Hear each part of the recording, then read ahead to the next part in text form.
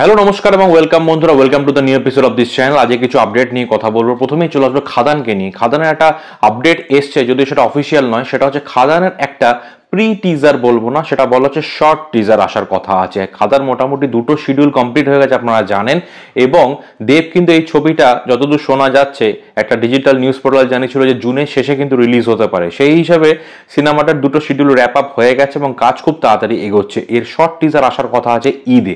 ঈদে কিন্তু দর্শকদের জন্য একটা উপহার থাকছে কিন্তু এর শর্ট টিজার। সেটা কি দেখানো আমি জানি না, তবে সেটা দর্শকদের এক্সাইট করার মতো কিছু না কিছু অবশ্যই থাকবে।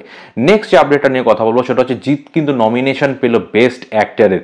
হ্যাঁ বন্ধুরা, আমরা ভেবেছিলাম চেঙ্গিজের জন্য পাবে, কিন্তু এখানে চেঙ্গিজের জন্য দেওয়া হয়নি, মানুষের জন্য দেওয়া হয়েছে। বাংলায় যে ফিল্মফেয়ার অ্যাওয়ার্ডসটা হবে সেখানে কিন্তু দেব যেরকম নমিনেশন পেয়েছেন, জিৎও সেরকম পেয়েছেন, তবে জিৎ পেয়েছেন মানুষের জন্য। আমরা ভেবেছিলাম চেঙ্গিজের জন্য তিনি পাবেন, কিন্তু তিনি মানুষ সিনেমার জন্য পেয়েছেন। তবে আমার যেটা মনে হচ্ছে সেটা হচ্ছে যে মানুষের যে তার ক্যারেক্টারটা ছিল সেখানে অনেক রকম শেডস ছিল।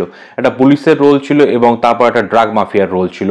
দুটো শেডস তিনি প্লে করেছেন বলেই সম্ভবত হয়তো তার এই ক্যারেক্টারকে বেশি প্রেফারেন্স দেওয়া হচ্ছে চেঙ্গিজের তুলনায়। চেঙ্গিজও যদিও শেডস ছিল, তবে যারা বিচারক তারা মনে করেছেন যে এই ক্যারেক্টারটা হয়তো আরো বেটার তিনি পারফর্ম করেছেন, তাই এই ক্যারেক্টারটাকে নমিনেশন দেওয়া হয়েছে। এবং তার সাথে দেবও রয়েছেন, বুম্বাদাও রয়েছেন, এবং আমাদের অনির্বাণ চক্রবর্তীও রয়েছেন, এবং বড় বড় সমস্ত অভিনেতারা রয়েছে। মিঠুন চক্রবর্তী অবশ্যই রয়েছেন কাবুলিওয়ালার জন্য। আর কাবুলিওয়ালা কিন্তু 10টা নমিনেশন পেয়েছে, এটা আপনাদের জানিয়ে রাখি। 10টা ক্যাটাগরিতে কিন্তু নমিনেশন পেয়েছে কাবুলিওয়ালা। নেক্সট যে আপডেট সেটা নিয়ে কথা বলবো সেটা হচ্ছে শাকিব খানের রাজকুমার যে ছবি তার পোস্টারকে নিয়ে। রাজকুমার ছবির অফিসিয়াল পোস্টার কিন্তু চলে এসছে। এতদিন বিভিন্ন ফ্যান মেড পোস্টার আসছিল, সেই পোস্টারগুলো যথেষ্ট ভালো ছিল।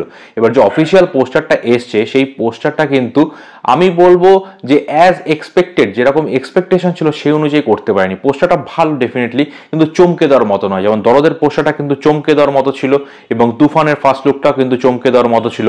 কিন্তু এই ছবির যে পোস্টারটা রিলিজ করা হয়েছে রাজকুমার, সেটা ভালো, কারণ এটা একটা ড্রামা রিলেটেড ছবি, মানে ড্রামা ওরিয়েন্টেড সিনেমা। এখানে একটা দুর্ধর্ষ কিছু একটা দেখানো সেরকম হয়তো পসিবল হতো না, কিন্তু মনে রাখতে হবে দরদও কিন্তু একটা মানে রোম্যান্টিক ছবি, এবং এই ছবির পোস্টার যদি ভালো হতে পারে রাজকুমার পোস্টারটা আরো বেটার হতে পারতো। সুতরাং দরদ এবং আমাদের তুফানের তুলনায় কিন্তু এই ছবির পোস্টারটা একটু কমজোরি বলে মনে হয়েছে। ওভারঅল ভালো, এবং এখানে মানে মোটামুটি যে গল্পের একটা হিন্ট দেওয়া হয়েছে, কারণ স্ট্যাচু অফ লিবার্টি কিন্তু এখানে দেখানো হয়েছে। একজন বাংলাদেশি যুবক সে আমেরিকায় গিয়ে কি করছে এই রিলেটেডই সম্ভবত গল্পটা হতে পারে। আর এই ছবি আরেকটা আপডেট হতে চলেছে, সেটা হচ্ছে শোনা যাচ্ছে যেটা শাকিব খানের ডবল রোল থাকবে, একটা বৃদ্ধ এবং আরেকটা ইয়াং। এবং এই বৃদ্ধ যে ক্যারেক্টারটা তার স্ত্রীর রোল, অর্থাৎ ইয়াং শাকিব খানের মায়ের রোল প্লে করতে পারেন মাহিয়া মাহি। এটা শুনে আমিও প্রচন্ড অবাক হয়ে গেছিলাম, তবে এরকম কিন্তু বাস চলছে চারিদিকে। আপনাদের কি মনে হয় সেটা অবশ্যই জানাবেন। আপডেটগুলো ভালো লাগলে চ্যানেলটি সাবস্ক্রাইব করে পাশে থাকবেন। দেখা হবে নেক্সট ভিডিওতে। বাই।